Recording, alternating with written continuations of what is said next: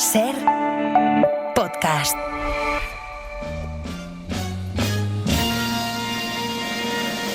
Cada miércoles tenemos una cita con un señor que ama el cine. Una historia de amor muy bonita y que no voy a contar qué final tiene. Que dice lo que piensa para bien. Me parece uno de los mejores actores del mundo. O para mal. Me olía que era una majadería, pero confirmado. Alguien que se define con una sola palabra. Es tremendo. Y que a esta hora abre la ventana del cine. No la abras. Y la abre. Carlos Bollero.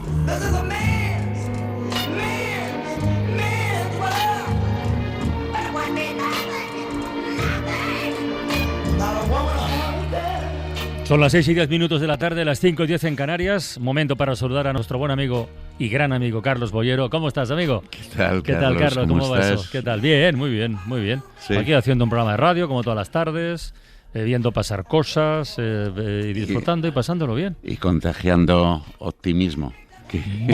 Sí, bueno, sí, depende de lo que hables, ¿no? Pero sí, ¿por qué no? Claro que sí. No, lo Claro digo que sí. como... Lo ha pasado también en todo por la radio. Lo digo como una virtud. Bueno, esto que fantástica, hizo ayer Tony Martínez de convocar a los oyentes, en general, universalmente. No lo escuché. Dijo que envíanos una nota de audio o un correo, un texto, lo que sea, diciendo qué hacéis mientras escucháis todo por la radio. Bueno, mensajes de Vietnam, Isla Reunión, Nueva York, Alemania, tal, y en situaciones de lo más insólito. ¿Alguna embarazosa? Embarazosas no han dicho ninguna. Bueno, si gente que ya canta las cosas de todo por la radio, fantástico. ¿Cómo no voy a estar contento con todo esto? Sí, es maravilloso. No. Y ahora vamos a hablar de cine. Oye, por cierto, esto no es para estar contento, que se ha muerto Mariano Zoros, tío, que tenía casi 100 años ya, 98. Sí, claro. Que es un nombre que forma parte de la historia del cine español. Sí, por supuesto. Forma parte de la historia del cine español. Y tuvo muchísimo público, ¿no? Sí. Creador de lo que... pero yo no... La españolada, ¿no? Lo que decíamos. Sí, yo no pertenecía a ese público, pero vamos, vi algunas... Era imposible no ver películas los vingueros de Mariano Zoros. Es que incluso los títulos ya eran muy... Sí. Pero yo... Hay un programa, es el Cine de Barrio, que me sonrojo frecuentemente cuando paso no más de 5 minutos, ¿no?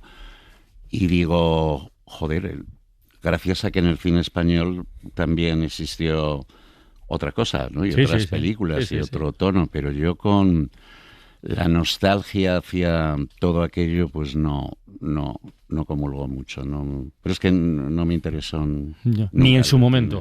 No. Ni en su momento. No. Sí, pero sí es verdad que tenía y tuvo sí, y supongo que su público. Que habrá gente mayor, ¿no? Que sienta añoranza, ¿no? de aquel cine, ¿no? Yo siento añoranza, pues, por ejemplo, de Berlanga, ¿no? De películas como Plácido, El Verdugo, que nunca se ha hecho nada tan bueno, ¿no? O aquí, para mi gusto, ¿no? O de las que rodó Buñuel en España, o El extraño viaje de Fernán Gómez, no sé. Son películas de hace muchísimo tiempo. Pero de la misma época. Es que he vuelto a ver frecuentemente, siempre, Plácido y El Verdugo, y dices, es que no se puede hacer mejor. Hace mucho tiempo que no las veo. Bueno, joder, muchísimo, años. O sí, sea, pues... De hecho, de Plácido me acuerdo poco, fíjate. Sí. Del Verdugo un poquito más. Plácido era la caridad y tal, que sí. de Navidad todos los ricos del pueblo se llevaban a su casa a un pobre del asilo a cenar y tal, ¿no? Pero y tengo dices, más en la memoria escenas del Verdugo. Qué actores y qué forma de rodar. El cine de Berlanga está hablando 20 personas al mismo tiempo, ¿no? Y nadie escucha a nadie. Pero no te pierdes. Te enteras de todo. No te pierdes. Por eso se pueden ver una y otra vez. Y luego el mensaje, que es una palabra que no me gusta mucho, pero es desolador. O sea, lo que transmite. Es tremendo, ¿no? Y aquella España y aquel, o sea, qué mal rollo. ¿Sí? Pero te quiero decir, es transformar eso, o sea, mostrar la calle y cómo vivía la gente y lo que deseaba con una inteligencia, con una ironía, un sarcasmo, o sea, eran extraordinarias así. O sea, ¿Tú crees que esos son fenómenos de una época? ¿O el talento no tiene tiempo y va apareciendo cuando te aparece? diría, en aquella época, mientras que Berlanga hace estas películas, pues había mucho cine infecto. Él, te quiero decir, tuvo además la inmensa suerte de formar asociación con un individuo genial para mí, que se llamaba Rafael Azcona. O sea, y lo notas en los guiones de las películas cuando entra Azcona, ¿no? En Plácido, en El Verdugo, la escopeta nacional, el patrimonio nacional. O sea, y dices qué combinación de talento el de Azcona y Berlanga, ¿no? Uno escribiendo, imaginando personajes, tramas, y el otro filmando, ¿no? Y... ¿Tú has escrito guiones de cine alguna vez? No. ¿No te gustaría? ¿No te ha interesado nunca? No. ¿No te gusta contar historias? Hubo algún amigo que me... Que te lo propuso, director, ¿no? Claro, que te lo sugirió. Famoso, sí, que me lo...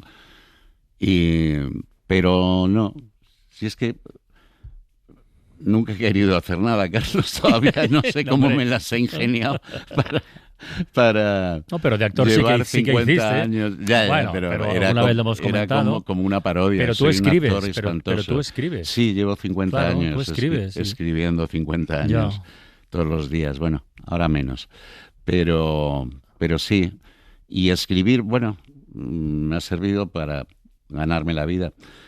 Tú soñabas de muy jovencito con hacer un programa de radio. No, yo quería ser maestro o futbolista, o las dos cosas, sí. Qué combinación, maestro o futbolista. Bueno, futbolista lo fui, pero hasta cierto punto. Y el magisterio, pues te imagino. A mí me gusta mucho, sí. Y tengo una hermana pequeña que todavía ejerce. Sí. Sí, a mí me gusta. Es mi vocación, iba a decir frustrada, ¿no? La frustré yo porque quise, porque me decanté por el periodismo, pero vamos, ya... Joder, eso no me lo habías contado nunca. Pues lo contamos una vez, sí. Querías ser maestro. Sí, profesor Francino, sí. Ya, lo tienes. Adivino, hubo una película que te entusiasmó especialmente, de hace 3 años o 4, que era de un profesor durante la Guerra Civil. Sí, El maestro que prometió el mar. El maestro que prometió el mar. Magnífica película. Blanco y negro. Oh, qué bueno. Pero cuando me hablabas de ella... No, blanco y negro no, era en color, ¿eh? El maestro que prometió el mar, ¿no te acuerdas? Sí, hombre. Sí. Te emocionabas especialmente, y me la aconsejaste porque se me había pasado y tienes que verla. Ya lo entiendo. Es que hubo tantos maestros masacrados por los fascistas en esa época en España, que esa historia es una concreta, una pequeña particular, una historia real además, porque ocurrió, ese maestro era maestro de un pueblo donde hoy tengo una casa en Tarragona, en Mont-Roig del Camp, y esa historia pues permite desde el punto de vista particular trazar un retrato general de lo que fue esa época. Pero bueno. Qué bonito tener buenos maestros. Sí, joder, claro. Gente que te... ¿Tú recuerdas alguno bueno? Me tengo que remontar, es que ya te conté. Pero algunos sí, Recuerdo algún buen hombre. Hombre, así. En fin. Concretamente un cura, debe ser el único que he conocido así de buena persona, que se ocupaba de la química y las piedras, sabía todo de eso, y era un hombre bueno, ¿no? Un hombre bueno en medio de un tinglao bastante tenebroso. Pero fíjate, si hago memoria, tal vez recuerde a alguien que era muy profesional en su trabajo y que era grato escucharle, ¿no? Que no, fíjate, no es poca cosa, ¿eh? Pero alguien, he dicho, ¿eh? No, o sea, los cuento con los dedos de una mano. Tienes nombres grabados. Mira, yo no sé si esto que vamos a contar se ajusta al modelo de buen hombre. Desde luego para el cine sí. Fíjate que aquí en La Ventana del Cine hemos comentado muy a menudo la importancia que tiene y el drama que supone que en las ciudades pequeñas, medianas, incluso en las grandes, las salas de cine hayan desaparecido del centro. Es decir, o no hay directamente, o están en centros comerciales alejados y tal. Vale, pues... y ponen sucursales bancarias en las que no te atiende ni Dios. Exacto, es un cambio notable. Bueno, pues en Palencia, donde estuvimos hace un tiempo haciendo un programa, abriendo la ventana con un montón de oyentes de cara al público, que lo pasamos muy bien además, hablamos de una figura que representaba este espíritu de mantener los cines en el tejido social de las pequeñas y medianas ciudades. Se llamaba Ramón, digo se llamaba porque ha muerto, a los 63 años. Ramón Margareto fue director de cine, pintor, escritor. Su familia era propietaria del Cine Ortega y de los multicines Avenida de Palencia. Llegó a ganar un Goya en el 2011, al mejor corto documental, por Memorias de un cine de provincias. Y hoy en La Ventana del Cine, pues nos hace ilusión recordarle. Beatriz Álvarez, compañera de Radio Palencia, buenas tardes. Buenas tardes. Efectivamente, Ramón Margareto pues pertenecía a esa familia, una de las más queridas aquí en Palencia. Decías la importancia del cine. Bueno, no solo mantienen a día de hoy el Ortega y la Avenida con 11 salas abiertas, sino que tienen también un cine de verano, el OMI. Y además han seguido ampliando, porque ahora mismo también gestionan los cines Boulevard en Ávila y más recientemente se han hecho también con la gestión, por ejemplo, de los cines Coliseo Medina del Campo, precisamente para evitar su cierre. Confían y apuestan por ese modelo de seguir llevando el teatro, el cine a los lugares más pequeños. Y la verdad es que eso es de agradecer. Hablaba ahora mismo, hace nada, escasos minutos, con uno de los hermanos, con Javier, que es el que lleva ahora mismo el peso de los cines, y me decía, es muy triste, es muy duro, pero la vida continúa. Efectivamente. Y es verdad que Ramón o Moncho, como le llamaban, quienes le querían y quienes le conocíamos, aunque nació, al igual que sus hermanos o parte de ellos, en Medina de Río Seco, aquí al lado en Valladolid, lo cierto es que se trasladaron desde muy pequeños aquí a Palencia, y para que os hagáis una idea, uno de sus primeros trabajos, vamos a decir entre comillas, fue durante muchos años el encargado de pintar esos enormes carteles publicitarios del emblemático Cine Ortega, que ahora está muy moderno, porque si lo veis está todo digitalizado, han puesto todas las pantallas son digitales, la cartelera. Bueno, pues él era el que pintaba esos carteles gigantes en el cine. Y aunque tuvo muchos éxitos, lo que sí que es cierto, como decíais ahora hace unos minutos, fue en 2011 cuando ganó ese Goya, cuando fue el momento mágico. Memorias de un cine de provincias se basaba sobre todo en el Ortega, y de hecho, y le vamos a escuchar ahora mismo, cuando recogía ese Goya se lo dedicaba a su padre y a todos los que apostaban por los cines en las provincias. Y el Goya es para Memorias de un cine de provincias de Ramón Margareto. Gracias al Cine Ortega de Palencia, a Medina de Río Seco, a Valladolid, a Castilla y León y a Móstoles. Quiero dedicar este Goya a todos los directores y productores de las películas homenajeadas en este cortometraje, a todos los cines de provincias y a la memoria de mi padre, Osmundo Margareto. Buenas noches. Qué maravilla, de verdad. Qué testimonio.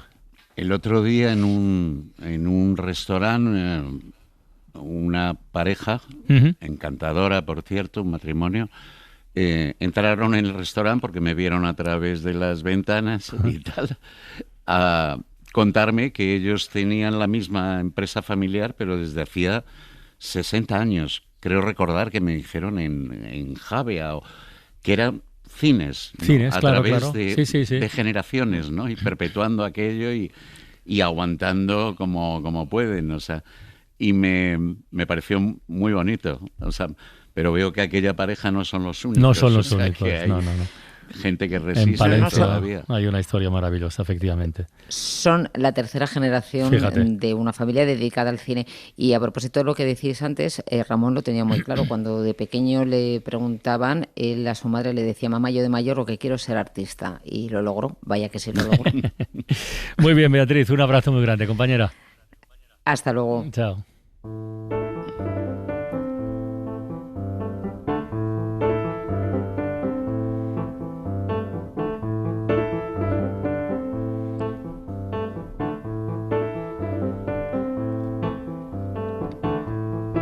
Pues vamos ya con películas que se pueden ver en la gran pantalla, en los cines donde esté, sean grandes ciudades o en... Eso de las provincias a mí sigue sin gustarme, lo de provincia, pero bueno, ya nos entendemos. El pasado viernes se estrenó una película española, Lo que queda de ti, que es el primer largometraje de la realizadora ostense Gala Gracia. Cuenta la historia de Sara, que es una joven pianista de jazz que vive en Nueva York y que regresa a su pueblo natal tras la muerte de su padre. ¿Y ahí qué le pasa? Tiene que enfrentarse a la decisión de o retomar su carrera musical o asumir el legado familiar, que consiste básicamente en una granja de ovejas en el Pirineo. Se acredita que los bienes que existían en el patrimonio del fallecido son la finca Vescós, unos terrenos de 6 hectáreas y un rebaño de ovino de 304 cabezas. No me voy a ir. Yo no puedo ayudarte en esto. Ya lo sé. ¿Tú qué haces aquí todavía? ¿Vas a tirar por tierra todo lo que has hecho en Nueva York o qué? ¡Hala! ¿Qué es eso? Son unas cintas que grababa con mi hermana y con mi padre. ¿Volverías a viajar a la luna? ¿Qué tal está esta película, Carlos? Pues a mí ¿Qué te me ha parecido? Completamente frío y ¿Sí? tal. Me pierdo además en tantas labores de granja, Ya. ¿no? Qué dilema, ¿no? O dedicarte al jazz o a las ovejas. Sí, pero lo que pasa es que no me resultan nada atractivos los personajes, Ya. ni tampoco me deslumbran las actrices. Ujú.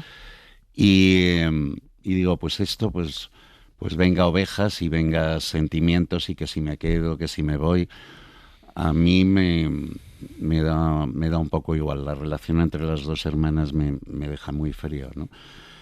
Pero descubro que, bueno, desde hace tiempo hay una temática que practica Carla Simón. Empezó con Alcarrás, que Sí, tuvo un sí, gran sí, éxito, sí. ¿no? Y que Bueno, está en Cannes, muchos luego premios en veremos a ver, festivales sí, sí. y tal. Y creo que hay como un nuevo género que curiosamente lo dirigen mujeres, que es cine en temática diría? rural. Rural, ese va a decirte, rural. Allí recogían, creo, melocotones. Sí, ya sí, no sí, me sí, acuerdo. sí, sí.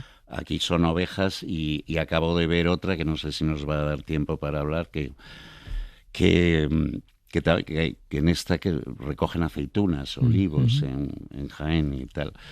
Entonces, bueno, se puede abordar cualquier temática, condición de que tenga interés, de que enganche al espectador.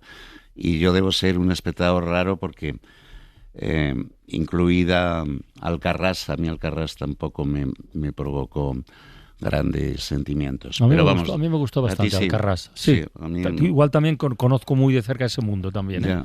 Ya, sí. Pero a mí sí, a mí me gustó. Yo de A mí Alcarrás, Alcarrás me fíjate gustó. que recuerdo, aparte eran melocotones. Sí. Solo recuerdo con mucho encanto algunos de los niños pequeñitos, sí, así que en las comidas familiares, sí, en todo. sí, estaba pues eso muy bien reflejado y tal, pero no, para mí no supuso una revolución. La otra película de la que hablas Sí. se estrena este viernes y ha ganado 3 premios en la última edición del Festival de Málaga. Se titula Los Tortuga, es de la directora Belén Funes, y es una historia de precariedad y de duelo, de las dos cosas, ¿no? Porque cuenta la vida de Anabel, una chica de 18 años, que vive en Barcelona con su madre, una taxista chilena emigrada hacía 20 años. El padre acaba de morir, reciben una carta de la inmobiliaria del piso de alquiler, que se tienen que marchar porque el edificio lo ha comprado un fondo buitre. Bueno, todos estos elementos para los Tortuga. ¿Quiénes son? Tortuga les llamaba. ¿Por qué? Les decían así a la gente que se iba del pueblo por las mochilas y porque se lo llevaban todo a cuestas. Y era el año 92 y también se lo decían, ¿eh? Julián el Tortuga. ¿Y tu madre te contó cómo se mató mi padre? ¡Adiós, familia! ¿Qué tal los Tortuga, Carlos? Bueno. Yo recuerdo, me gustó más la anterior, la que era La hija de un ladrón, que entre otras cosas había eran una... los Fernández. Los Fernández. Eduard y Greta, Greta. ¿no? Su hija, así que estaba espléndida la chica esta, y su padre siempre está bien que contar. Sale de la cárcel el padre, ¿no? Sí. Aquella me gustó más que esta. Aquí son madre e hija, y la mitad transcurre pues en Jaén, entre olivos, ¿no? Y la recogida de la aceituna y probar el primer aceite. Y luego pues la vida en Barcelona de la madre, que es taxista, que es dura, y el piso en el que viven, y los fondos buitres, y las inmobiliarias, y todo este rollo. Y ocurre lo mismo, que entre ellas hay un conflicto permanente, la madre y la hija adolescente, como en la película anterior que te he comentado de las hermanas, también enfrentadas y con, supongo que arrastran viejas historias, y que la muerte de aquí del padre y en el otro caso pues era la madre o el padre también, pues no sé, bueno, ahí están y tal, pero sospecho que se van a hacer muchas más películas con estas temáticas. ¿Esto va por rachas, tú crees? Pues un poco, o algo poco, funciona. Sí. Pasa con las series también, eso, Si algo funciona, claro, se intenta replicar a veces, ¿no? No lo sé, estas yo no las he visto, ¿no? pero... No, y es lo que te decía Alcarrás, que tuvo muchísimo público y la crítica decía que era una obra maestra y tal.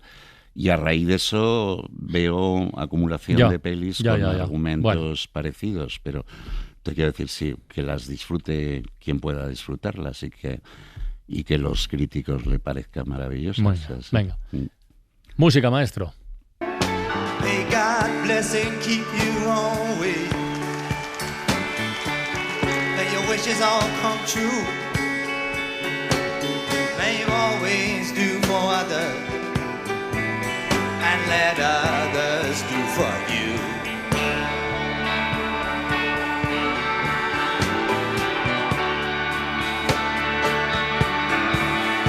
May you build a ladder to the stars, climb on every run, and may you stay.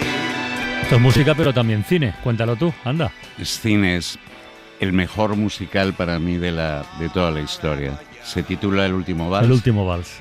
La dirigió Scorsese. Era el último recital de la banda, de The Band, que acompañaron a Dylan durante décadas. Y logró juntar a la gente más... Y aquí aparece el rey, Bob Dylan, acompañado de tipos como Neil Young, Van Morrison, Johnny Mitchell. O sea, dices, ¿quién falta, no? Y Dylan, que puede ser tan oscuro y tan retorcido, esta canción que se llama Forever Young le desea a la gente que su espíritu permanezca, que sus sueños no se mueran, que se mantengan jóvenes para siempre. Se lo puedo decir a sí mismo porque el sábado cumple 84 años. Ya, pues... Este próximo sábado. Ha llegado y sigue por ahí en la carretera. No puede estarse en su casa ni un minuto, ¿no? Este lunes pasado, los oyentes se acordarán, tú por si no lo escuchaste, en la ventana de los libros, dedicamos una hora entera a Dylan por un libro que se ha escrito se llama 7x7, 49 más 1 canciones de Dylan, que es un fan, un entendido de José Conde de Dylan. No es ninguna selección tal, sino es su selección y cuenta el contexto y la historia de cada canción. Y nos dimos un atracón de Dylan el lunes. ¡Buah! Pues maravilloso, qué bueno. maravilloso. Nunca se cansa nunca uno está de de más, este nunca señor, está de más. ¿no? Qué maravilla. Y dices 84 tacos. Qué bien, ¿no? Y que gente con tanto talento y que nos han dado tanto a todos. Y que sigan. Sí. El otro día, de repente escribí de Serrat y de Sabina. Ya te leí. Qué suerte hemos tenido. Bueno, son nuestras Dylans, ¿no? Sí, absolutamente. Los dos. O sea, los dos. Y son nuestros Dylans. Me provoca idéntica emoción escuchar determinadas canciones de Sabina y de Serrat, como cada vez que oigo a Dylan, ¿no? El Dylan joven, el Dylan mayor, siempre Dylan, ¿no? Aquí el Dylan acompañado. Sí.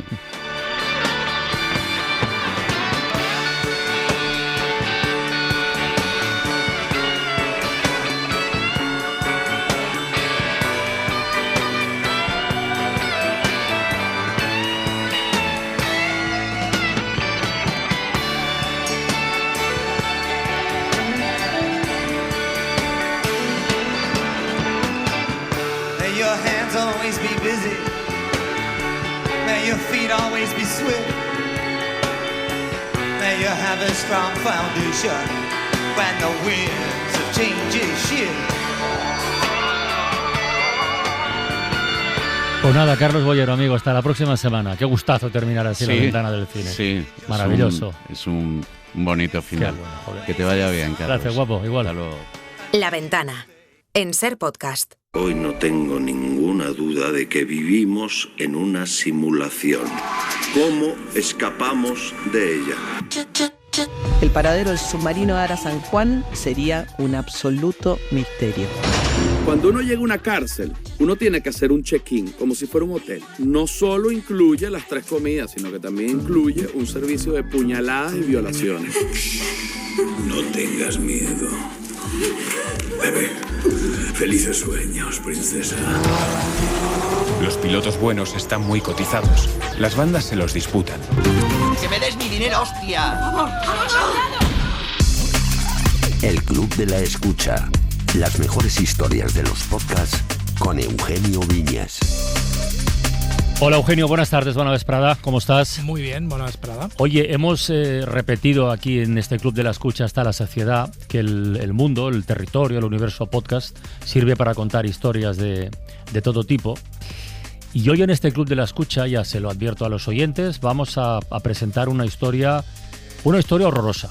Y digo horrorosa porque crece directamente del horror que vivió Argentina durante 7 años con la última dictadura militar que sufrió ese país. 7 años en los que, por ejemplo, se asesinó a 4.000 personas lanzándolas desde aviones en lo que se llamó como los vuelos de la muerte. Bueno, eso se supo, entre otras cosas, por la confesión de un exmilitar, que luego se hizo muy conocido, voy a decir famoso, muy conocido, Adolfo Scilingo. Era variable entre 15 y 30 personas una vez por semana y se acoplaban los fines de semana algún vuelo más. En total desaparecieron a través de este sistema 4.400 personas. Ese es Adolfo Scilingo, el primer exmilitar que confesó su participación en los vuelos de la muerte. Y estos vuelos de la muerte tenían, como si de una actividad empresarial se tratara, su modus operandi. Cada miércoles los represores a cargo del centro clandestino de detención llevaban a los secuestrados al aeropuerto de Buenos Aires para un supuesto traslado. Le decían que se los llevaban a una finca en el sur para que vivieran mejor y se reeducaran en estas supuestas granjas de recuperación. Bajo la excusa de que los iban a vacunar, les aplicaban un potente somnífero como parte del proceso. Se los llevaban al aeropuerto medio dormidos, pero todavía conscientes. Los subían a los aviones y una vez en vuelo les daban una segunda dosis. Quedaban totalmente dormidos. Los desvestían y los arrojaban al vacío, uno por uno. Se las tiraba con una dosis grande de anestesia, lo cual no implica que no estuviesen muertos, sino que estaban vivos pero dormidos. No lo tengo claro porque no soy médico, pero tengo mis dudas realmente si todo el mundo estaba anestesiado. Acabamos de escuchar 2 fragmentos del podcast Skyvan, los vuelos de la muerte, que es protagonista de nuestro Club de la Escucha, y donde vamos a dialogar con Miriam Levin. Fue prisionera en un campo de concentración durante la dictadura militar. Durante ese tiempo, cada semana salían secuestrados como ella, cuerpos aún con vida, lo acabamos de escuchar, lanzados al mar, anestesiados o no, para hacerlos desaparecer básicamente, para eliminar pruebas. Bueno, pues 30 años después, como periodista que es, de investigación, junto a un fotógrafo italiano que se emperró en seguir la pista de esta historia, han conseguido dar con algunos de los pilotos responsables de los vuelos de la muerte y al menos intentarlo, no sé si conseguirlo, buscar justicia. Son las 10:41 de la mañana en Buenos Aires. Saludamos a Miriam Levin. Miriam, buenos días, buenas tardes desde España. ¿Qué tal? Son las 13:41. Las 13. Ah, la 1, no, las 10, la 1. Joder, cómo tengo la cabeza yo con la hora. Oye, no sé por dónde empezar, la verdad. Bueno, podemos empezar por el principio. En mi adolescencia había un enorme movimiento de participación política, estudiantil, sindical en la Argentina. Yo me sumé a ese movimiento. Como tal, la dictadura, y hay que decirlo con todas las letras, ya en las últimas épocas de Isabel Perón había represión, pero la gente no desaparecía para siempre. Lo que cambió a partir del 24 de marzo del 76 es que la gente que antes aparecía a partir de una semana, 2 semanas, algunos reaparecían con signos de torturas, de haber sido duramente interrogados, ya no aparecía más. Y esto de los vuelos de la muerte es algo que se inventaron los militares, los represores, para borrar todas las pruebas de la crueldad. Es decir, hacían desaparecer los cuerpos de los desaparecidos, para que nadie pudiera encontrarlos, para que su familia ni siquiera tuviera el derecho de darles una sepultura digna. Yo fui secuestrada en mayo del 77, a mis 19 años. Estuve en un centro clandestino de detención muy cerca del Departamento Central de Policía, Virrey Ceballos, y después fui transferida a la ESMA, en el baúl de un auto, encapuchada, con grilletes y con esposas, y ahí es donde me encuentro con este sistema que habían ideado específicamente los marinos, aunque también eran utilizados por otras fuerzas. Bueno, te encuentras con ese sistema y lo explicas con absoluto detalle en el podcast. Me hacen subir una escalera y me atan a una mesa. Me sacan la ropa y me atan desnuda, con los brazos y las piernas en cruz. La tortura era lo más cercano a una misa negra. Cada uno tenía un papel que cumplir y las mujeres eran la ofrenda. Y ahí yo veo una cara que nunca me voy a olvidar, un hombre calvo, delgado, de unos 30 y pico de años, con ojos verdes, gélidos, de hielo. Me dijo: Miriam, mírame bien, yo soy el responsable de tu vida y de tu muerte. Empezaron con una bolsa de plástico, me la ponían en la cara hasta que me asfixiaba y después la soltaban. Yo paradójicamente pensaba: no me van a matar ahora, porque lo que quieren es sacarme información. Y después de gritos e insultos, los militares procedieron con el siguiente paso de su libreto. La picana eléctrica hace un chirrido insoportable. Genera terror, porque el dolor, además acentuado porque te salpican con agua y utilizan zonas para aplicártela que son zonas húmedas, es decir, los ojos, las encías, la vagina, los pezones. Te arqueas de manera insoportable con el pasaje de la corriente eléctrica y no podés pensar. Yo sentí que me salía de mi cuerpo y que estaba suspendida mirando la escena desde afuera en una esquina del cielo raso de la habitación.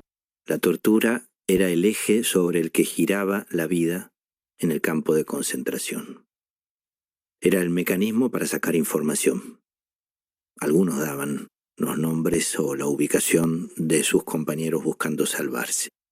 Yo me atrevería a decir que escuchar cómo torturan a otra persona, escuchar sus gritos, sus llantos, sus súplicas, es todavía más doloroso que sentir la propia tortura. Te genera una situación de impotencia tremenda y de inmensa vulnerabilidad. Lo relevante de Sky Van, los vuelos de la muerte, de este testimonio, y estamos escuchando aquí a Miriam narrarlo en primera persona, es desde dónde se cuenta esta historia y la sagacidad con la que lo hace. Y voy a poner un poco más voy a extenderme en esto. El otro día en una conferencia, Leila Guerriero, cuyo último libro es La llamada, que además es la historia de Silvia, y resuena todo esto además precisamente con la historia de Sky Van, ¿no? Esa historia de montoneros y de la dictadura militar de Videla. Le preguntaba a una persona desde el público el otro día en una conferencia en Valencia cómo podíamos estar en esa conferencia hablando de cosas muy interesantes, pero pasar por alto el horror que está ocurriendo en Palestina. Y decía Leila que en realidad lo que echaba de menos, la autocrítica que puede hacer a los medios es ser más sagaces o más afilados a la hora de contar algo, porque enseguida nos acostumbramos, ¿no?, a que los titulares nos pasen por encima. Lo que hace este podcast, Sky Van, los vuelos de la muerte, es precisamente tiene esa narrativa y esa capacidad de llevarnos a una historia de la que hace décadas, pero lo hace a través de este relato de Miriam, y ella, y esto te lo quería preguntar yo a ti, Miriam, tiene que hacer un ejercicio increíble, porque ella ya era, cuando decide empezar con este proyecto, una periodista de investigación muy reconocida en Argentina, y entonces Miriam, tienes que asomarte a quizá el único tema al que no te habías atrevido a asomarte porque era demasiado en primera persona. Ahora que ya estás viendo el feedback que hay detrás de este proyecto, de este podcast que creo que está funcionando a las mil maravillas, ¿cómo te sientes después de haberte atrevido y haber convertido esto en toda esta realidad? Bueno, durante mucho tiempo, cuando yo empecé a trabajar como cronista de uno de los principales noticieros de la Argentina, del Canal 13 Telenoche, me había puesto como límite no participar en ninguna cobertura periodística que tuviera que ver con temáticas que me atravesaran emocionalmente. Porque, bueno, en la escuela de periodismo te enseñan esto de las 2 campanas, esto de mantener una distancia, una objetividad, ¿no? Y yo sentía que si me cruzaba en mi cobertura durante la vigencia de las leyes del perdón, sobre todo esos 20 años en que en la Argentina se paralizaron los juicios, después del juicio a la Junta, ¿no? Y nos cruzábamos en juzgados, pero también en la calle con represores, yo sentía que no iba a poder mantenerme serena. De hecho, una vez me crucé con Videla tomando la comunión en una capilla, me mandaron a hacer esa cobertura por error y yo sentí que no podía soportarlo. Una vez fui a un taller de toma de decisiones éticas bajo presión en los Estados Unidos, en un instituto de formación de periodistas, y allí el profesor de ética pidió que planteáramos algún caso que se nos hubiera cruzado, y cuando yo dije que había sido secuestrada por la dictadura y que yo sentía que no podía hacer esas coberturas, imagínense las caras de mis colegas que venían de otros países del mundo y algunos estados de los Estados Unidos, ¿no? Entonces, mi respuesta fue la que me abrió el camino a ocuparme de esos temas. El profesor me dijo, al contrario, hay situaciones en las que no hay 2 lados que se deben abordar. Por ejemplo, la del nazismo. Hay un solo lado, el del bien, que es el que tenemos que cubrir. Más allá de la discusión ética acerca de si hubiéramos entrevistado a Hitler o a Goering, etc. Pero él lo que me decía es que yo, al contrario, estaba dotada especialmente de una sensibilidad que me permitía abordar estas temáticas con una profundidad y con un conocimiento que no tenían otros colegas. Y ahí empecé, y así fue como cuando un periodista, un fotoperiodista, un fotoreportero italiano, Giancarlo Geraudo, viene y me hace esta pregunta, me interpela y me dice, ¿alguna vez pensaste dónde están los aviones de los vuelos de la muerte? Yo, que era sobreviviente de un campo y que había sido testigo de cómo se llevaban a mis camaradas, generalmente los miércoles por la noche, en estos, entre comillas, traslados, que en realidad eran asesinatos, no supe qué contestarle. Le dije, pero si son objetos, ¿para qué puede servir? Y él me contestó, pueden servir para identificar a los pilotos de los vuelos de la muerte. Claro, y para acabarte a mí me pareció un delirio en ese momento. Sí, pero un exceso de optimismo. Hay que contar que para acabar de convencer a Miriam, lo que hace Giancarlo Geraudo es ponerle encima de la mesa, antes escuchábamos la voz confesando de Adolfo Scilingo, pues le pone sobre la mesa un libro que se publicó, pero del que había muy pocas referencias. Si conseguían dar con los aviones de los vuelos de la muerte, entonces quizás existía la posibilidad también de encontrar a los pilotos asesinos. Miriam pensó unos segundos en silencio, pero Giancarlo se adelantó. Sacó de su mochila un libro y lo puso sobre la mesa. Me dijo que era un libro de Adolfo Scilingo. Un texto poco difundido donde detalla su participación en la dictadura. Se habían editado muy pocos ejemplares e inexplicablemente Giancarlo tenía uno. Tenía uno, y una de las claves de esta historia efectivamente estaba en identificar los modelos de avión. Scilingo decía claramente en el libro que se habían usado para los vuelos 2 tipos de avión, los Electra y los Skyvan. Electra y Skyvan, 2 modelos de aviones que expulsaban cuerpos dormidos al turbulento Río de la Plata. Esa información estaba ahí, en el libro, como esperando ser descubierta por alguien. Quizás ese italiano loco no estaba tan loco. Y es que en ese libro había una pista, un objeto, un detalle en el que nadie se había detenido: los modelos del avión. Con este hallazgo, Miriam realmente se preguntaba si valía la pena unirse a Giancarlo y comenzar una búsqueda que podría cambiar la historia. Bueno, perdona, quiero detener un momentito solo en la voz del narrador. Hombre. Eso, solo un momentito. Es que es Leonardo Sbaraglia. Sí. Y que, joder, ¿cómo le metisteis en esto, Miriam? Por curiosidad, ¿eh? Qué vozarrón, qué empaque, qué presencia, Dios mío. Eso es un logro, es un logro de la producción. Pero la primera vez que yo me crucé a Leonardo Sbaraglia fue después de recitar un poema en un acto público del sindicato de los docentes que estaba peleando por mejores salarios y estaba en paro. O sea que su compromiso con las causas sociales data de hace muchos años, porque estoy hablando del año 92. Claro. O sea que hace mucho que Leonardo, además de ser un excelente actor y muy conocido y exitoso en la Argentina y en España, por supuesto, también se ofrece para participar en este tipo de proyectos. De hecho, él ha lamentado mucho no poder participar en la presentación del podcast. Dijo que está en España y que vuelve a la Argentina alrededor de noviembre, diciembre, y ahí pensamos hacer un relanzamiento con él. Bueno, a nosotros nos ha encantado. Es una parte fundamental. Desde luego.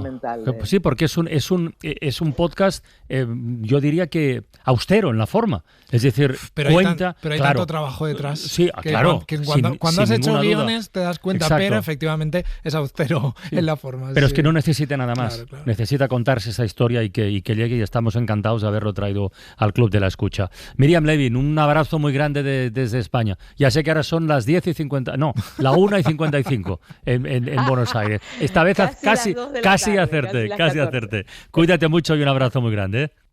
Un abrazo a ustedes y muchas gracias. En La Ventana acontece, que no es poco. Un relato personal de la historia, con Nieves con Costrina, Cadena SER.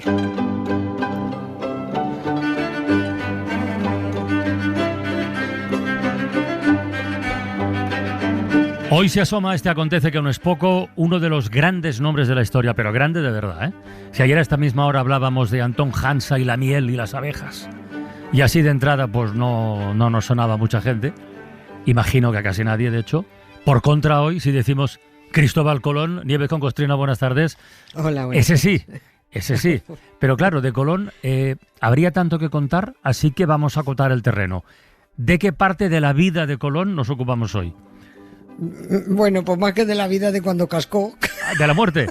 Pues sí, venga. Sí. Hace 520 años, ¿eh? Sí, porque fíjate, y parece que fue ayer. Bueno, que de hecho fue ayer, fue el 20 de mayo, sí, exacto. Fue hace 520 años que murió Cristóbal Colón, aquel que no descubrió nada, porque las Américas ya estaban descubiertas. O sea, allí vivía mucha gente, luego podemos deducir que ya habían descubierto ellos el sitio donde vivía. Eso es verdad. Sí. Vamos a ver.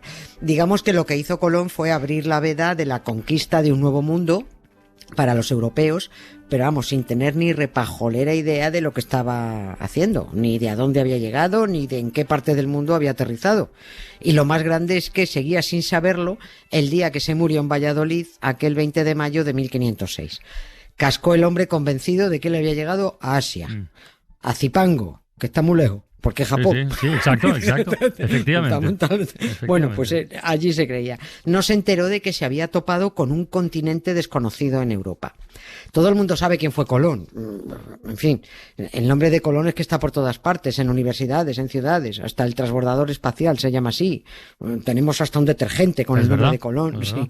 Hasta Radio Barcelona, nació hace 100 años en un hotel que había en Plaza Cataluña, esquina con Paseo de Gracia, se llamaba Colón, sí. Efectivamente. Pero tú sal a la calle y pregunta, vale, aparte de la cosa del descubrimiento y tal, ¿ustedes saben cómo trató este país y sus hipócritas reyes católicos a este supuesto héroe nacional? ¿Saben dónde murió? ¿Saben dónde está?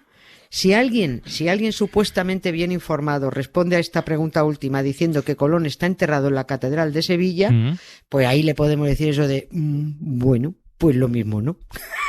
Y en caso de que lo estuviera, pues yo creo que hay mucho arroz para tan poco pollo, porque ese pedazo de mausoleo para unos 100 gramos de huesos de Colón, que no dan ni para un caldo, pues a mí me parece un desperdicio, la verdad. Me levanto de la cama, me he levantado sin ganas, esta noche es que no he dormido bien, y me he mirado en el espejo, y no estaba allí mi reflejo. he debido de desaparecer. Noto que algo me falta hoy para ser, que me falta hoy para estar, como si me faltara peso, consciente de mi volatilidad, me he empezado a disipar y ya solo espero tu regreso. A ver, Nieves, vamos al principio, que en este caso fue el final Sí. de Cristóbal Colón, que murió en Valladolid. ¿Qué pintaba por Valladolid en aquel Pues entonces? si la parca le pilla por allí, como le podría haber pillado en cualquier otro punto de la geografía. Estaba ya muy enfermo, estaba ya ninguneado, había pasado de héroe a villano y andaba mendigando una audiencia con el rey de Aragón, con Fernando el Católico. Isabel hacía 2 años que se había muerto y el viudo, que se tiró a buscar novia en cuanto la enterró, pues tenía un bonito quilombo en casa montado. Estaba intentando quitarle la corona de Castilla a su hija, embroncado con su yerno, queriendo tener un hijo para mantenerse para dar las coronas de Castilla y Aragón. Así que al rey Fernando le importaba un pito la situación personal de Colón, su salud y el desamparo en el que estaba. Colón siguió al rey por Segovia, lo siguió luego por Salamanca, lo siguió por Burgos, por Valladolid, haciendo lo que se decía antesala, por si el rey tenía a bien darle audiencia, porque quería reclamarle sus derechos. Y en Valladolid pues fue donde entró Colón en agonía, pidió que le pusieran un hábito sudado de un franciscano y se murió. Tenía 55 años, pero estaba cascadísimo el hombre. A Cristóbal podrían haberle dicho eso de ya verás cuando llegues a la edad que aparentas, porque madre mía, parecía que tenía 90. Cuando murió estaban con él sus hijos, Diego y Hernando, y 4 gatos. Pero aquí hay algo que no cuadra, Nieves, porque, en fin, tanto descubridor del Nuevo Mundo, tanto almirante, tanto de todo, y en su muerte nadie acompañó a semejante celebridad, pero no, nadie. Nadie, sus hijos y los 4 gatos que no eran felinos precisamente, pero 4 que había por allí. Su muerte pasó tan desapercibida que ni siquiera la crónica oficial de Valladolid lo incluyó en el registro diario de las defunciones de gente importante. No lo pusieron. Colón pidió en su testamento ser enterrado en Santo Domingo, en la isla de la Española, y como en Valladolid, que allí se muere, no conocía a nadie, no tenían allí ni dónde caerse muerto. Por eso acabó enterrado provisionalmente en una tumba que le cedió una familia en el desaparecido convento de San Francisco de Valladolid, que estaba, por cierto, donde estaba el Teatro Zorrilla. Hemos dicho, pues ahí mismo, por ahí abajo estuvo enterrado Colón. 3 años después del entierro, Hernando y Diego, los hijos, viendo que a su padre nadie le hacía caso en Valladolid y que además allí no pintaba nada, lo exhumaron y se lo llevaron. Y aquí ya hay que empezar a contar. Hay que empezar a contar tanto los entierros como los viajes, porque todo el mundo conoce los 4 famosos viajes de Colón, pero no, Colón hizo a América 5 viajes de ida y vuelta.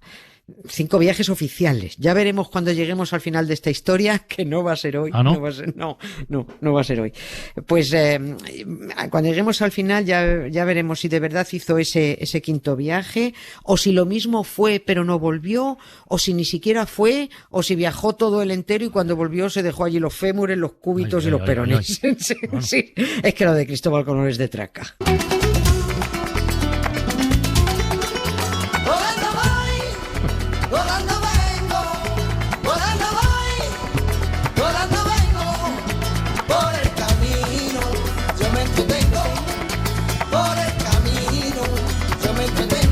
Bueno, en este caso volando no, pero ya se entiende. Oye, si empezamos a contar entierros, este de Valladolid fue el primero, ¿no? Sí, es este, vale, efectivamente. Pues para el segundo, ¿a dónde lo llevaron? A Sevilla. Ahí se lo llevan los hijos a Sevilla. Se lo llevan a la iglesia del monasterio Cartujo de Santa María de las Cuevas, a orillas del Guadalquivir. El que siglos después, a todos nos sonará, acabó siendo la famosa fábrica de cerámica La Cartuja Pickman, que es unas cerámicas muy famosas en Sevilla. Bueno, en esta segunda tumba, Fernando el Católico tuvo el detalle de ordenar la colocación de un epitafio que decía, aquí ruego atención de la tropa patriotera españolista: a Castilla y a León, Nuevo Mundo dio Colón. Mira, el rey poeta. Sí. Sí, hago notar esto para destacar que todas las conquistas de Colón lo eran de la corona de Castilla.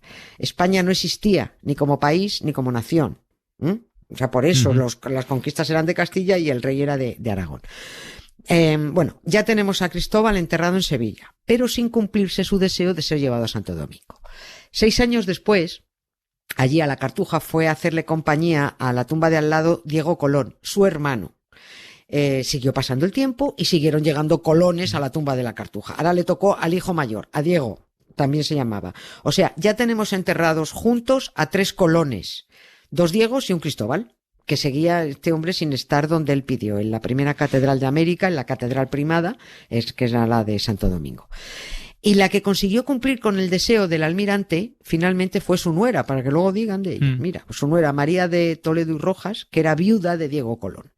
Ella fue la que consiguió del rey Carlos I de España, que también era el emperador Carlos V de Alemania, consiguió una real cédula que autorizaba el traslado de los restos de Cristóbal Colón y de su hijo Diego para ser enterrados en la Catedral de la Encarnación, la de Santo Domingo, la primera que se erigió en el Nuevo Mundo. ¿Por qué la señora María se llevó a su suegro y a su marido a Santo Domingo, pero no intentó llevarse al otro Diego, al hermano, y lo dejó más solo que un mojón en Sevilla? Pues no tengo ni idea. Ni idea. Bueno, pues lo dejamos ahí aparcado. Vamos camino del tercer entierro. Sí. Bueno, tercer entierro y quinto viaje a América, ese que has comentado antes. Sí, claro, ya está emprendiendo con los pies por delante su quinto viaje. Curiosamente era la primera vez, que he dicho yo también antes América, no bien dicho, era la primera vez que iba a América, porque los anteriores 4 viajes fue y vino de las Indias. Él nunca supo que aquello era América. Pero el caso es que aquí comienzan las imprecisiones en el periplo de los huesos colombinos. Nunca se documentó la fecha exacta de la segunda exhumación de Colón en Sevilla, ni el año exacto del traslado. Se sabe que fue entre 1541 y 1544. Cuando llegaron los huesos de Colón a Santo Domingo, la isla de la Española estaba todavía bajo total dominio español. Aún faltaban 100 y pico años para que llegaran los franceses y se empadronaran en la parte occidental, a la izquierda. Si miramos el mapa de frente, es lo que luego pasó a ser Haití. Por eso en la mitad de la isla se habla francés y la otra mitad castellano. Bueno, primero España tuvo que ceder la mitad de la isla a los franceses a finales del siglo XVII y tiempo después tuvo que ceder la otra mitad. Es decir, la española pasó a ser toda francesa. Y como Cristóbal Colón estaba allí enterrado, en la catedral, los españoles dijeron, mira, no vamos a dejarlo aquí, con los gabachos. Mejor nos vamos con el muerto a otra parte.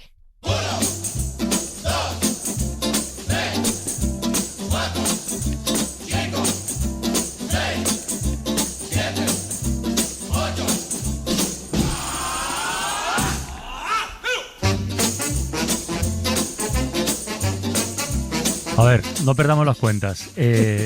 O sea, el de la catedral fue su tercer entierro. Sí. Y ya iba camino del cuarto. Sí. ¿El cuarto dónde? ¿Dónde? En La Habana. En La Habana. En Cuba. Vale. Sí, por supuesto también en la catedral. Y empiezan las malas noticias. Estaba Cristóbal Colón tan supuestamente tranquilo, aparentemente identificado en su tumba de la Catedral de La Habana, después de pasados 82 años del traslado de Santo Domingo a Cuba, cuando se pusieron a hacer obras en la Catedral Dominicana, en la de la Encarnación. Y en un golpe de pico descubrieron una falsa bóveda que no sabían que estaba ahí. Y ahí aparece, en ese golpe de pico, en esa falsa bóveda, una caja de metal con huesos dentro y una inscripción fuera de la caja donde se leía: primer almirante ilustre y esclarecido varón don Cristóbal Colón. Hosti tú, dijeron en Santo Domingo, que los españoles no se llevaron a Colón, o al menos no se llevaron al Colón que querían llevarse. Bueno, hasta los dominicanos estaban convencidos de que se lo habían llevado, pero bueno, a tenor de ese hallazgo, pues al parecer no. A ver si al que se llevaron fue al hijo, a Diego, porque los trasladaron a los dos juntos desde Sevilla y los enterraron a la vez. O lo mismo se llevaron a otro miembro de la familia Colón, porque es que allí siguieron enterrándose varios descendientes. Sí, tremendo, tremendo. Oye, y este descubrimiento cuando se produce, pregunta, ¿esto ya es cuando los dominicanos se habían independizado de España? Claro, sí, el descubrimiento lo hacen en 1877 de esta falsa bóveda. Fíjate, estamos ya casi a finales del 19. Los dominicanos eran independientes. Circunstancia que aprovecharon para proclamar a bombo y platillo el gran ridículo español, junto con su descubrimiento. Y para dar solemnidad y oficialidad a ese descubrimiento, convocaron a las delegaciones diplomáticas presentes en la isla, pues para que vieran con sus ojos consulares, pues la caja con el nombre y los huesos que había dentro. Los cónsules de Alemania, de Francia, de Inglaterra, de Países Bajos, Estados Unidos y al cónsul de España, porque el de España también fue, todos aceptaron que Colón no había abandonado Santo Domingo y que los restos de los españoles se habían llevado a Cuba 80 años antes, pues que debían ser de otro paisano. Quizás de otro Colón, pero no de Cristóbal. Bueno, no quieras saber el pollo que le montaron al cónsul español desde el gobierno de Madrid por haber aceptado oficialmente que los huesos de Cristóbal Colón seguían en la Catedral de Santo Domingo. Bueno, en realidad prefiero que sí quieras saberlo, porque así te lo puedo contar mañana. Muy bien. Nunca podré morir, mi corazón no lo tengo aquí. Allá me está esperando, me está guardando que vuelva allí. Cuando salí de Cuba, dejé mi vida, dejé mi amor. Cuando salí de Cuba, dejé enterrado mi corazón. Y los huesos de Colón, pero bueno, eso ya sería un añadido de la letra original de la canción. Así que mañana segunda parte, ¿no? Sí, es que no me entraban todos los huesos. Bueno, tranquila, mañana retomamos. Venga, un beso, Nieves. Un beso, Carla. Hasta mañana. La Ventana, en Ser Podcast. Lo que queda del día, con Isaías Lafuente. Primer titular del día, Isaías, pues para mira, explicarlo, a ver. Yo creo que hoy hemos estado hiper o multiconectados, porque hemos encontrado algunas conexiones realmente sorprendentes. Por ejemplo, la última entre los otrora enemigos Estados Unidos y Rusia, y no precisamente sobre asuntos geopolíticos. Donald Trump dijo hace unas semanas que quiere pasar a la historia como el presidente de la fertilización, para apostar por el aumento de la natalidad con condiciones. Lo que pasa es que el New York Times ya ha desvelado planes concretos de su administración para priorizar directamente que las mujeres se queden en casa a cuidar de los hijos, punto.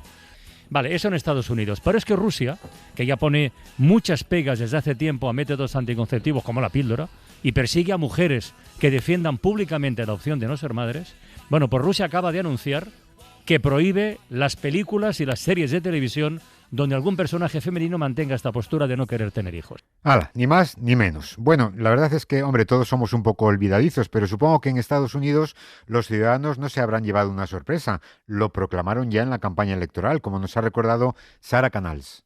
J.D. Vance, que dijo esto en la marcha que organiza cada año los antiabortistas. So let me say very simply, I want more babies in the United States of America. Quiero más bebés en Estados Unidos, así de claro lo dijo, pero es que además en campaña J.D. Vance atacó a las mujeres por no ser madres cuando toca, es decir, cuando biológicamente su cuerpo está más preparado, alegando que las mujeres que deciden tener bebés más tarde o que no lo consiguen porque han esperado a intentar concebir, pues que no tienen los valores adecuados. Vamos, que se veía venir, pero ahora llegan además propuestas de grupos ultraconservadores. Es por ahora una propuesta de un grupo de natalistas, se le relaciona con el supremacismo blanco, que pretenden sembrar el futuro con sus genes de élite, según ellos, y que, bueno, claro, en el gobierno han dado con los aliados perfectos. Pero el caso es que, claro, todas estas propuestas, porque es una de muchas, van en esa línea. Por ejemplo, también quieren impulsar cheques de $5.000 para padres primerizos, clases gratuitas para educar a mujeres sobre sus ciclos menstruales, para que sepan cuándo están ovulando, o también incluso reservar un 30% de becas Fulbright, estas becas para estudiar en el extranjero, a personas casadas o con hijos. Y que tengan hijos, lógicamente, blancos y estadounidenses. Bueno, alguna idea como la de conceder medallas nacionales a la maternidad, pues resulta que tienen inquietantes precedentes históricos. Esto de las medallas lo decía Marta, es una iniciativa que impulsó Hitler en Alemania. Él creó la Cruz de Honor de la Madre Alemana, con la que premiaba a madres ricas en hijos, con excepción, claro, de las judías alemanas, con Cruz de Bronce para madres con 4 o 5 hijos, Cruz de Plata para 6 o 7 hijos y Cruz de Oro para madres con 8 o más hijos. Pues nada, veremos cómo evolucionan las cosas, pero recordemos siempre que algunos resfriados se contagian. Y otra conexión.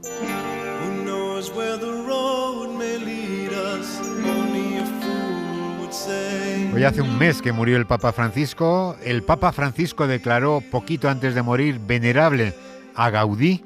Y Jesús Bastante, que siguió informativamente los pasos del Papa Francisco, su muerte, el cónclave posterior, resulta que hoy, que además era el día de su cumpleaños, ha presentado una novela sobre Gaudí en la Sagrada Familia. Después ha estado en La Ventana. Bueno, ¿quién da más para tanta conexión? La novela se titula El aprendiz de Gaudí, aquel hombre que cuando lo titularon en la Escuela de Arquitectura dijeron, no sabemos si le hemos dado un título a un loco o a un genio. Era un genio, indudablemente.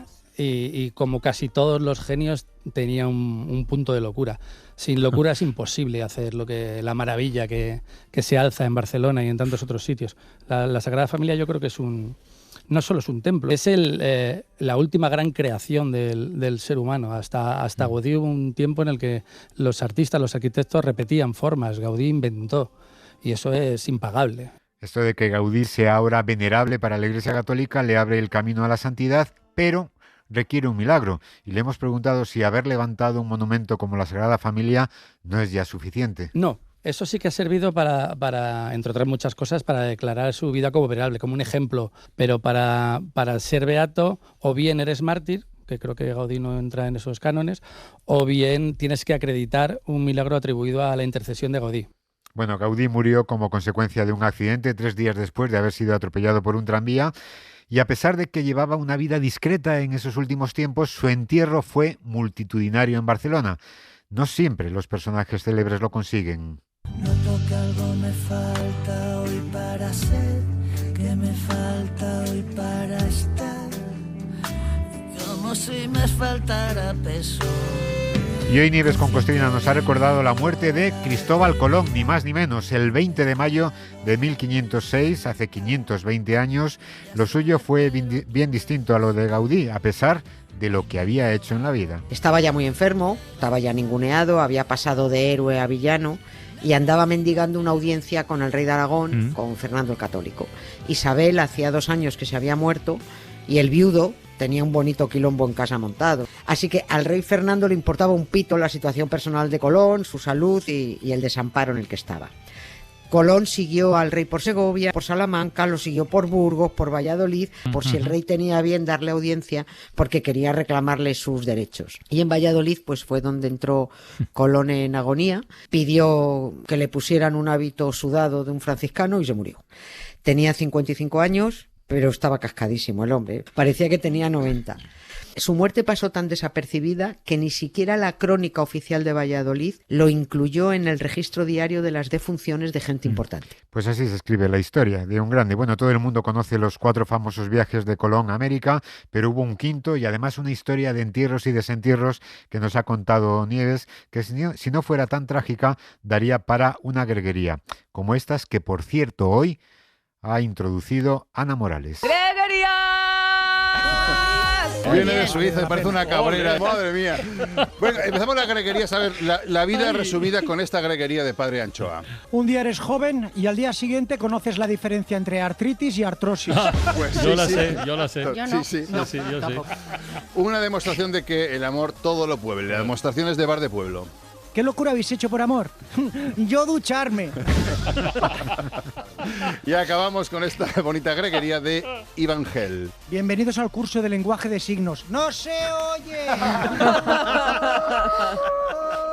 Por favor. Por favor, efectivamente. Bueno, cada día disfrutamos con las greguerías y también, por supuesto, con nuestros oyentes, que además desde esta semana están respondiendo a la petición de Tony Martínez para que nos cuenten cómo, desde dónde, en qué circunstancias escuchan La Ventana. Estos son Carlos e Isa. Solemos escuchar el podcast por la mañana en la cocina, pero lo que quería decir es que vivimos casi en un todo por la radio constante, porque nos habéis pegado todas las coletillas y nos pasamos el día. ¿Cómo lo vas a hacer así, Marichocho? La fiesta muy bien, la gente muy divertida, muy bien. Vivo rodeado de ratas y así sucesivamente. En fin. Vivo rodeado de ratas.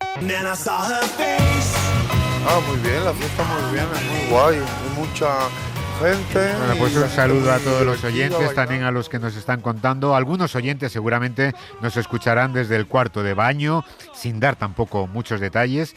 Y el cuarto de baño precisamente ha sido el objeto hoy del Rincón y la Esquina, en Hoy por Hoy. Y ha llamado otro oyente, Juan Andrés, que es padre de un músico que toca el cello. Es músico y él hizo la carrera de cello, la de composición y luego ha terminado hace poco la de dirección musical.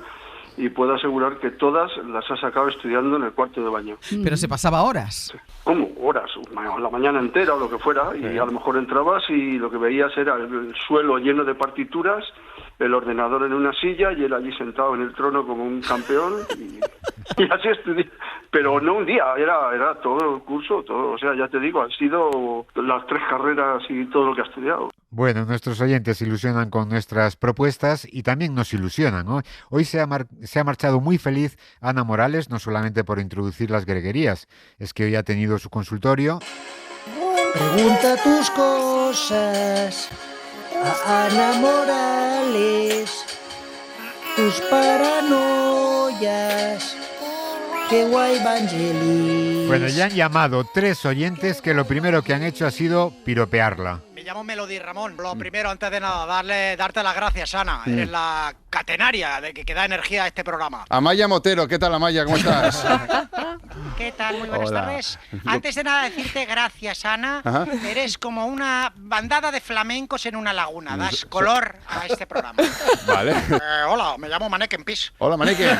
No, lo primero, gracias, Ana. Tu aportación en este programa es como un pase filtrado de Pedri en medio de un bosque de piedras. Eso es muy bonito, eso es muy bonito. Eso es muy todo bonito. se aclare de repente. Es romántico. Es bonito y es romántico, efectivamente. Los piropos han estado muy bien. Y alguna consulta sobre física práctica basada en hechos reales, en situaciones cotidianas muy reconocibles, como la de Melody Ramón, pues ha sido muy interesante. Y esta mañana yo entro en una panadería, ¿vale? Estaban atendiendo a una persona, por tanto yo estoy esperando mi turno. A mí no Vale. me está otra persona delante, ¿no? En ese espacio de tiempo, en ese lapsus o lapso, como se diga, Ajá. entra una señora y se sitúa detrás de mí. Detrás. Cuando la persona que estaba siendo atendida se va, la panadera pregunta, ¿quién va? Y la señora aparece, la que estaba detrás aparece delante de mí. Delante. Y dice, voy yo. sí. ¿Es posible, Ana, que desafiando la lógica espaciotemporal, alguien que está detrás pase a estar delante de ti? Sí, o sea, sí. la física esto Que, lo acepta de hecho, esto alguna no manera. desafía la lógica, esto es una cosa que se llama efecto túnel. Que es una habilidad que tienen los electrones, pero parece ser que también las señoras cuando cumplen 70 años. Ah, mira. Es efecto túnel. Bueno, Ana Morales nos enseña y nos ilusiona, no como otros. En la política, si algo hay que seguir con atención es que a Feijóo le recuerdan cada día que tiene que ilusionar. Hoy ha sido precisamente José María Aznar. No basta con oponerse, dice, tiene que ilusionar. ¿Qué querrán de Feijóo para decirle cada día, para recordarle cada día que no ilusiona? ¿Y qué tendrá que hacer Feijóo para ilusionar? Bueno, lo de que Feijóo no ilusiona, desde luego, que no es el paradigma de la ilusión, no es nuevo en el Partido Popular, pero esto otro sí. Esto sí que es novedad, lo que vamos a escuchar. Borja Semper, del Partido Popular, sobre Israel. Israel tiene derecho a defenderse sin duda alguna, lo que no tiene derecho es a cometer las atrocidades que está cometiendo Netanyahu. Netanyahu está cometiendo atrocidades. ¡Ay! En cambio, Isabel Díaz Ayuso opina que el gobierno de Pedro Sánchez critica lo que sucede en Gaza por antisemitismo. Que se ponga a la cabeza de todo esto simplemente es antisemitismo y hay que tener cara para ponerse tan bravo con unos y tan poquito bravo con otros. A ver si al final van a acabar teniendo tomate en el Partido Popular. Pues sí, se tendrían que aclarar. El mundo parece que se está aclarando un poquitillo más después de casi 2 años de barbaridades de Israel con los palestinos. Una barbaridad que no es nueva.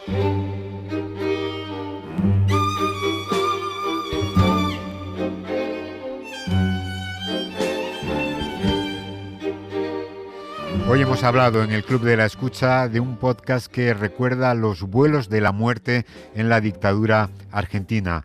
Miriam Levin es periodista, fue superviviente en 2 centros de detención de la dictadura que, nos ha dicho esta tarde, tampoco eran nuevos en Argentina. Ya en las últimas épocas de Isabel Perón había represión, pero lo que cambió a partir del 24 de marzo del 76 es que la gente que antes aparecía a partir de una semana, 2 semanas, algunos reaparecían con signos de torturas, de haber sido duramente interrogados, ya no aparecía más. Y esto de los vuelos de la muerte es algo que se inventaron los militares, los represores, para borrar todas las pruebas de la crueldad, es decir, hacían desaparecer los cuerpos de los desaparecidos, para que su familia ni siquiera tuviera el derecho de darles una sepultura digna.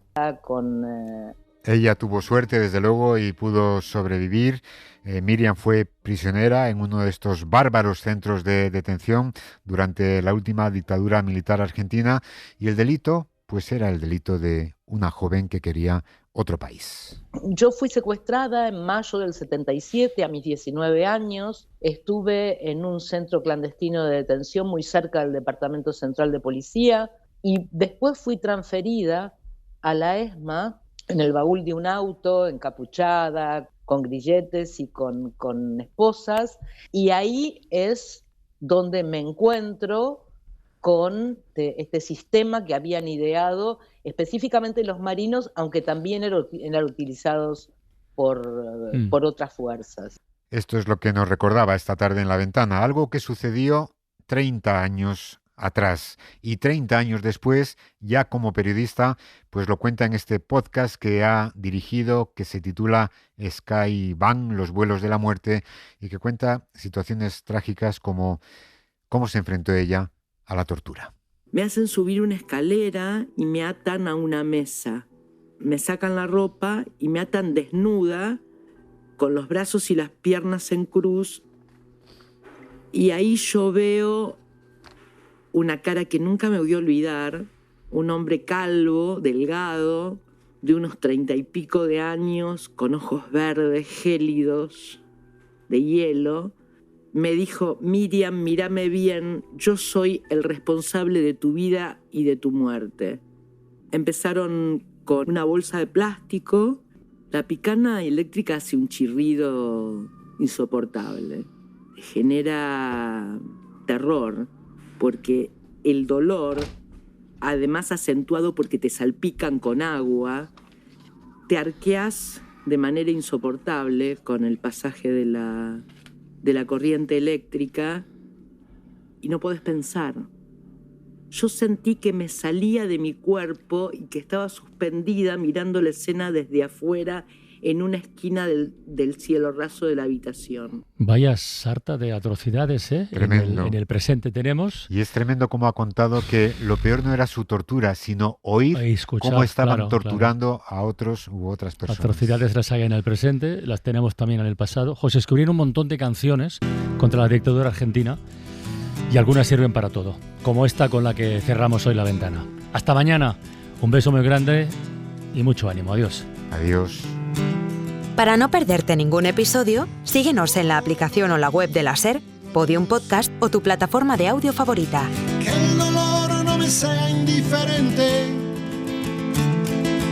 que la resaca muerte no me encuentre, vacío y solo sin haber hecho lo suficiente. Solo le pido a Dios que lo injusto no me sea indiferente,